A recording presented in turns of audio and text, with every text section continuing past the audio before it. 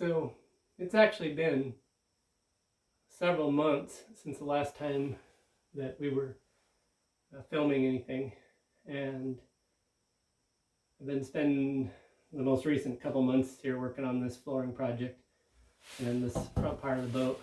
But I have to be honest with all of our viewers on why we haven't been filming very much, and you'll understand. I suppose a lot of people have been there, but it became pretty apparent months ago that our marriage wasn't going the right direction, and Elizabeth did decide that she wanted to get a divorce, and so obviously that really hard for me to handle. I wasn't prepared for that at all, and so it's not made me want to film too much, and obviously a lot of things we had to sort out. So that, being straight up with everybody, that's why the filming has well behind and has taken some time between shots. But the nice thing is that we have enough footage to kind of keep things going and keep things filled in. So getting to the future of this channel, I really am thinking that I'm going to kind of put my money where my mouth is. And I've said that this boat is one of the best tiny homes on land or sea. And I think I put my money where my mouth is and actually make this a full-time home. And so that is my plan at this point. And right now it is a dusty mess and no way anyone could ever live in here. But if I can get through this flooring project, get it sanded and cleaned up, and obviously get flooring down at some point. But I think that is going to be the plan. Is we're going to move forward and continue the channel and continue to do projects with this boat and travel anywhere and everywhere.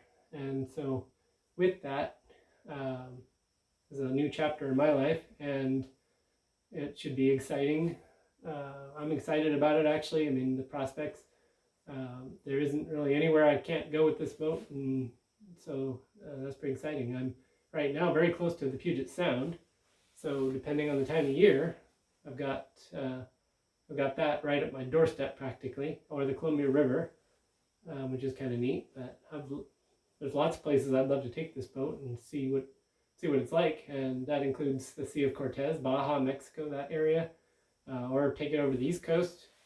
This boat can go to Bahamas. I mean, there's so many possibilities, and so that's where we're going with this channel. I think is to live full time in a land and sea craft and see where we end up. And gosh, I'll be also I'm starting to get through the grieving process, I guess you might say. So it's going to be time to start dating and meeting people, and so yeah, I guess you get to follow along with the whole thing.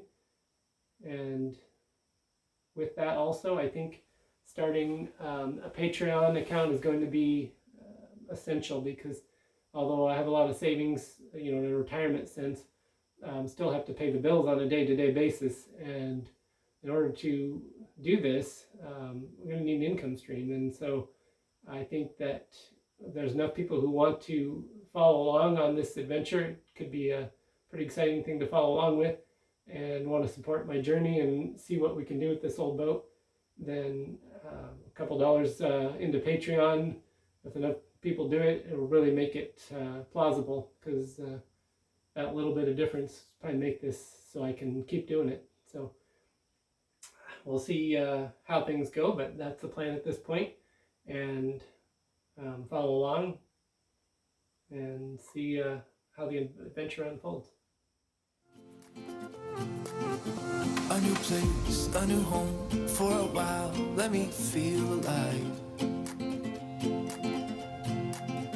Nothing to hold me back, take my time, just enjoy the ride. A new man passing by, life is good, best I've ever felt.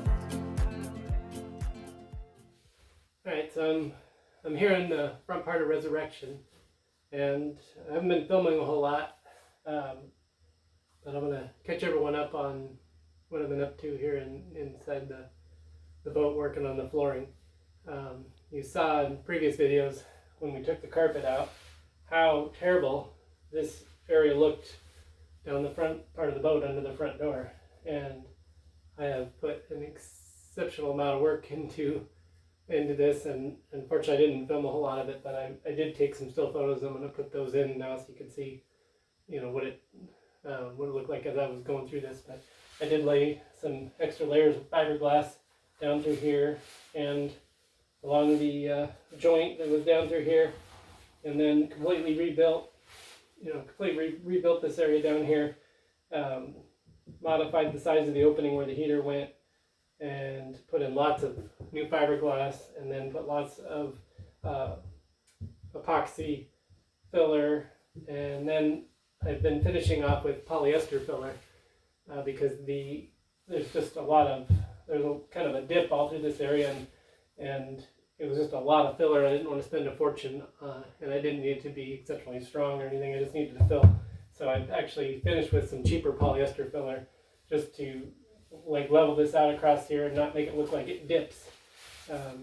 If I had realized how much of a dip there was, maybe thought ahead, I might have laid some more layers of fiberglass in there, but it wasn't a structural thing. It was a visual thing. So anyway, that's that part. The other part of this is that in thinking about doing the flooring, thought real hard about it, and I know from past projects that if you're doing a laminate or any kind of flooring that is like more of a thin solid surface kind of thing, not carpet, then every little imperfection in the floor, you can see it, you can feel it in your feet, and it's real annoying and hard to get the floor to lay down nice if you've got an uneven floor. So unfortunately, these old Lang & Sea crafts, every one I've seen, has essentially had differentiation between two halves of the boat. Like when they join the two sides of the boat together, over the years they just haven't stayed perfect. You know, things haven't stayed perfectly. Things have shifted around a little bit, or maybe they were always like that. I don't know, but there's definitely a bit of a slope in all these boats, and so my goal is to then kind of work that out a little bit, get the floor more level, and you've seen some of my work trying to level out the floor, but now I'm getting really down to the fine tuning of it. So I'll show you what I'm doing. So we're now back into the boat here, and I'm gonna show you other things I've been working on, and unfortunately I haven't filmed very much of, but I have some photos and things I can show you the progress. But this was the area where previously, of course, I was working on trying to get this side under the kitchen area to kind of sink down a little bit and be lower, and never could get it far enough down to really match up with the other side. So you can see a little bit of wood showing. I actually brought in a 1/4 inch birch plywood, and I epoxied the heck out of the plywood and literally epoxied it right to the floor. And then now I've been putting a new edge, you know, to the wall connection, and you can see I need to sand this. I'm trying to use some fairing compound here to kind of blend it back together, and it is a tremendous amount of work to make it look really pretty, because you can see before I did anything I ground off the original so I'd have something to bond to. So I ground down to the original fiberglass. Good. So I wanted to just show you what I'm using, from the products I'm using for my resin on this floor job. I've been using this West System products, and I want to just kind of tell you about this microlite fairing filler. So you just mix that in with your resin, and you can mix it up. It ends up being just like peanut butter. It's kind of the color of peanut butter. And what's interesting about it is that you mix a little less thick, you get kind of a mix that you could just about paint on with a brush. It's kind of interesting. And I just ended up doing this by accident because I ran out and I mixed too much resin and ended up with this kind of mix. Well, the nice thing is that I essentially painted it over the other filler I was using, which is kind of a porous by comparison.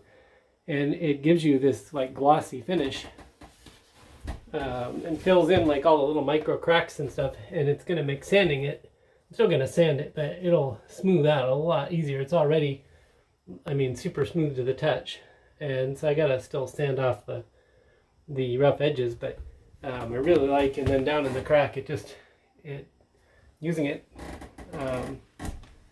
more like a wet slurry, it's kind of, I guess you could say, self-leveling then, so I really like the way that works. The problem is it runs. So you can see I put it on the side here, and it was not thick enough, so it ended up running. So in places it ran, but I can sand that right down. It's not the end of the world. I also did that over here, and I got some runs too. I would have liked to have got it on, mixed. I would have liked to have a thicker mix. The slider's not helping anything. There we go. Would have liked to have a thicker mix on it, so it wouldn't run so much and it'd fill in the cracks better. But still, it gives me a nice smooth finish for the most part. That I should be able to sand down real easy. And it really got to running down here where I was trying to get it on thick. So yeah, I got a little sanding to do to fix that up, but in the end, I really like kind of the glossy finish. I like how it fills in all the little micro cracks and things you get in that cheap polyester filler. Last thing I'll say about this stuff is it is extremely, extremely hard. Even the stuff that wasn't mixed very thick is absolutely like cement. I mean, it is extremely, extremely hard stuff. You could just tell when I tap on it. And so as far as strengthening things, this stuff is fantastic. And in here where I'd done this fiberglass work, there's some air pockets and things I didn't do a very good job on it, and this stuff just gets right into the cracks and fills it right in, and just gives you a real strong finish. So really is amazing stuff. I like it a lot. The other thing that is very noticeable here is the hatches. So you can see this is the one I did the worst on. Actually, it's got the biggest gap, but not my best work. My other two look really good. But building in flush hatches that are big enough to actually get down under the floor, and not only that, but I've measured very carefully. And the goal is when we put this floor on here, that it's a consistent distance from the wall. And if we use this, if I'm assuming we go ahead with the flexi teak, then it should hit right at the joint of the teak on both sides. So I measured very, very carefully to make sure that the teak will have its floor hatch joint right between the cracks of the little simulated wood. And it is just, from all the sanding, it is such a mess. But other huge thing we did, turn the light around. The other huge thing we did is to repair where the floor had been cut out essentially along the bathroom here. And so I have tabbed this back into the wall, and I added several layers of fiberglass and tabbed back into the wall here. Not only that, but I've had to then build it up to match with the rest of the floor. So a ton of fiberglass work all the way along here. I'm going to put all my weight on that section of the floor that used to be super weak, and I haven't even finished yet. I'm going to add another couple layers of fiberglass, I think, but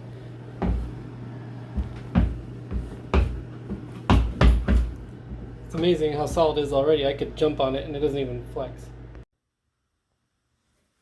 Okay, so further along here, past the door into the bathroom, this is where I ended the 1/4 inch filler wood that we put in there to raise that floor up a little bit, and then had to blend it back into the original floor because this is where the elevation change kind of took place. So that's looking real good. It's a little bit of a rough surface here, but it is pretty dang smooth and transitions pretty nicely. And then as you get up here, you can see where I put the next hatch in, flush mounted hatch.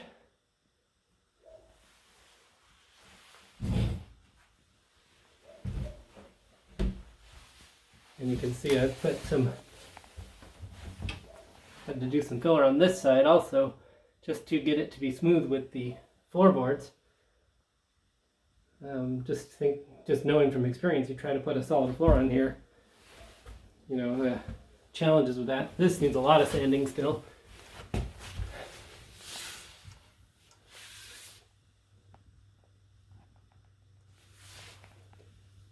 So yeah, this, just making this, I'm going to go ahead and paint in this piece. And this front floorboard, I'm pretty much, you know, building it right in. And then I've got a big hatch, which is underneath some stuff here, but there's a big floor hatch to get down into that big space. But this board would have to be cut out. All the rest of them, the big floorboards could ultimately come out. This one's pretty well built in now because of the leveling that was required, and the smooth, you know, just getting the joints smoothed out. Actually, under the panel here, you can still see there's a bit of a dip to the floor where I've tried to match it up and fill it in. So I've got so many hours in filling and sanding and filling and sanding and trying to get this floor so it's really level and it's going to look nice when it's finished. And the whole process is always a dusty mess, and so I feel like I'm getting pretty dang close, although I keep finding every time you look closely you see these little imperfections that need work, like right in here especially. So still more work to do, but getting closer. And I don't really like right here where this, you know, the original wood that's on the floor kind of has warped and bends down right here, and let's see if you can get an angle on it. And then the new wood I put in for the hatch, it doesn't have that same bend to it, so that's a spot that I'm not really liking and haven't really decided if I want to change that. But still a few areas of concern, but for the most part we're getting it together. It's looking pretty good.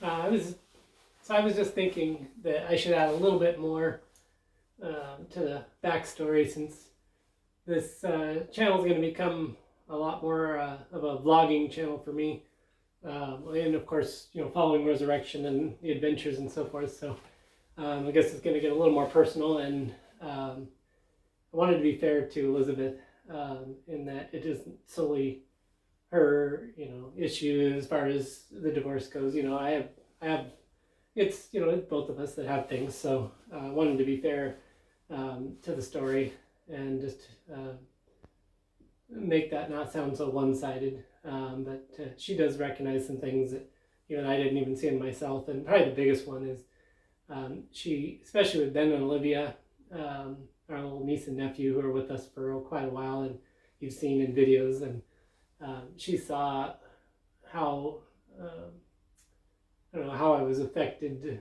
having those kids, how much I love them, and where my heart was. And she knows that I really want a child of my own, and she really wants that for me, and she doesn't want that. So, you know, this is her loving me, or showing her love for me, you know, even though it seems like the opposite. She sees that in me too, and that's one of those kind of major factors that you can't change. And so I wanted to be fair that this is not totally a one-sided thing. There's things that I want. You know, for instance, I am absolutely in love with the concept of living on a boat or living in an RV, and she's not really sold on that. So, you know, there's just major differences between us, and so we are still very much friends.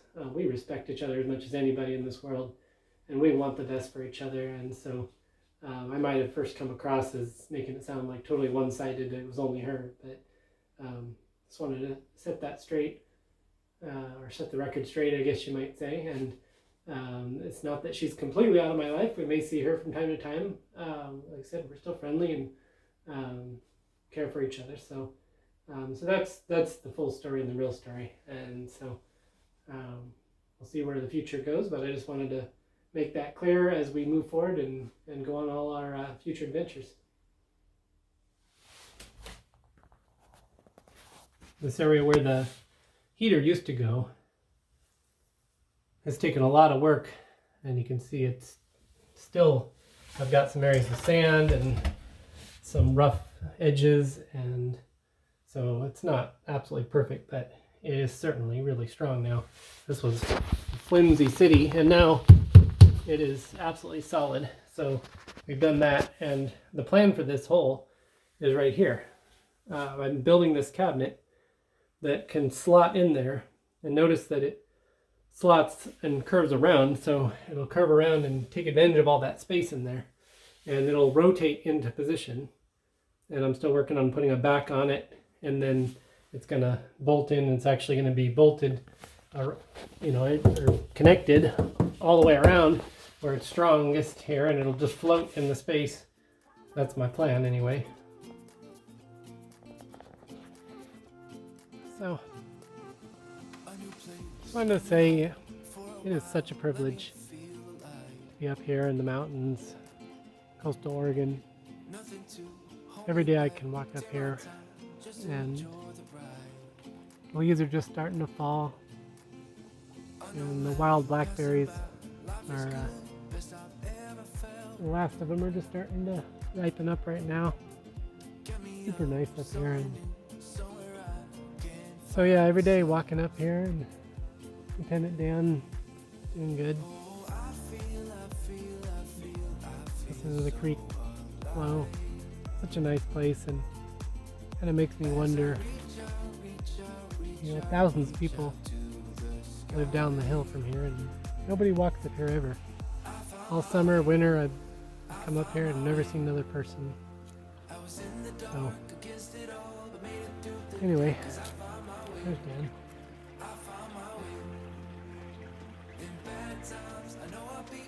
So anyway, just want to make a comment about that. It is so nice up here, and kind of wish more people would actually come up here, and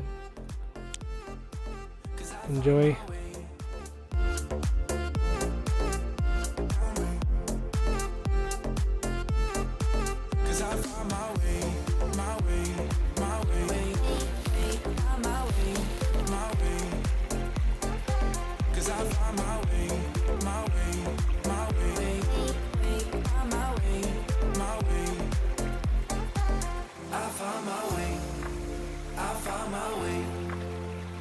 I was in the dark against it all, but made it through the day, 'cause I found my way. I found my way. In bad times, I know I'll be okay, 'cause I found my way.